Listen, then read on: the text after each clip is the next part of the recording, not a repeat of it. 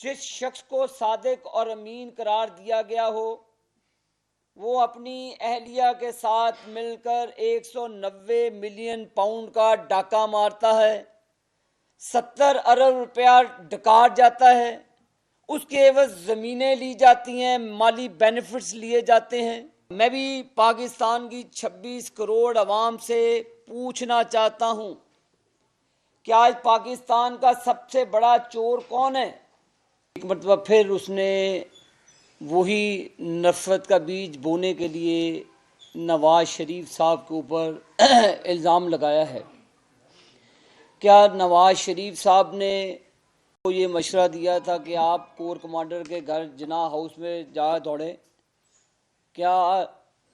نواز شریف صاحب کے کہنے پر عمران نیازی کا بھانجا کور کمانڈر کا یونیفارم پہن کر وہاں پر للکارتا تھا فوج کو؟ کیا وہ نواز شریف صاحب نے کہا تھا؟ میرا خیال ہے کہ اس کے پاگل پن نے آگے ہی ملک کا دیوالیہ کیا اور پھر ملک کو یہ انتشار کی طرف گھسیٹ رہا ہے۔ میں حیران ہوں کہ پاکستان کی تاریخ کا سب سے بڑا کرپشن کا سکینڈل 190 ملین پاؤنڈ کا، ہمارے خلاف تو کچھ بھی نہیں تھا، تو اس وقت کی عدلیہ ثاقب نثار کے زیر نگرانی جے آئی ٹی بنائی گئی۔ جے آئی ٹی کے اوپر ایک پھر مانیٹرنگ جو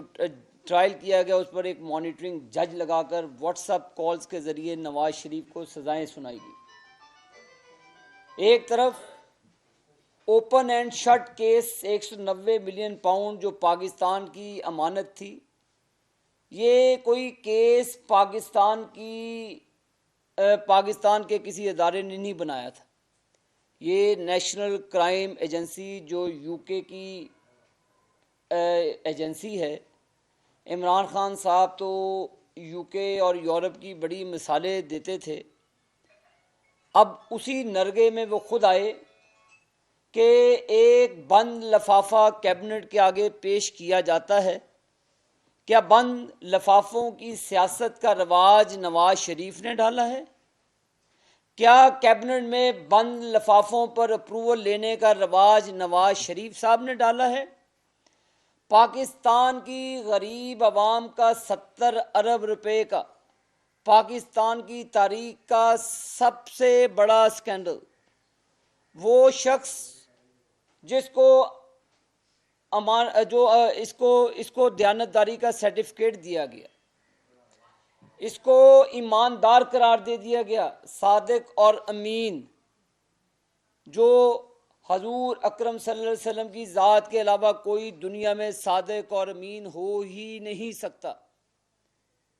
لیکن جس شخص کو صادق اور امین قرار دیا گیا ہو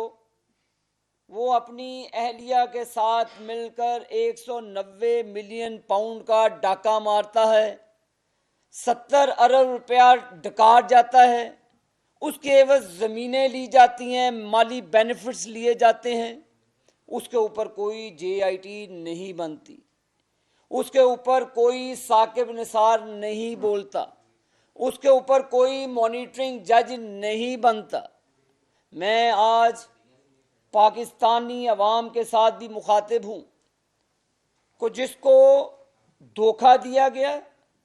نے پاکستان کا خواب دکھایا گیا،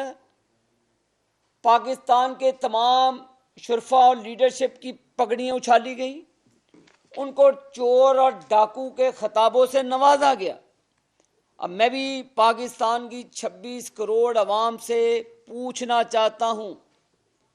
کہ آج پاکستان کا سب سے بڑا چور کون ہے؟ آج پاکستان کا سب سے بڑا ڈاکو کون ہے؟ وہ جو نوجوانوں کو ورگلاتا تھا۔